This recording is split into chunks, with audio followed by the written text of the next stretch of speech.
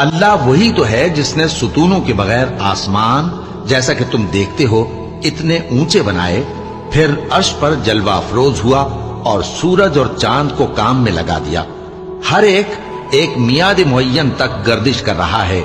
وہی دنیا کے کاموں کا انتظام کرتا ہے۔ اس طرح وہ اپنی آیتیں کھول کھول کر بیان کرتا ہے کہ تم اپنے پروردگار کے روبرو جانے کا یقین کرو۔ اور وہی ہے جس نے زمین کو پھیلایا اور اس میں پہاڑ اور دریا پیدا کیے اور ہر طرح کے میووں کی دو دو قسمیں بنائیں۔ وہی رات کو دن کا لباس پہناتا ہے۔ غور کرنے والوں کے لیے اس میں بہت سی نشانیاں ہیں۔ اور زمین میں کئی طرح کے قطعات ہیں ایک دوسرے سے ملے ہوئے، اور انگور کے باغ اور کھیتی اور کھجور کے درخت، بعض کی بہت سی شاخیں ہیں اور بعض کی اتنی نہیں ہوتی، باوجود کہ پانی سب کو ایک ہی ملتا ہے، اور ہم بعض میووں کو بعض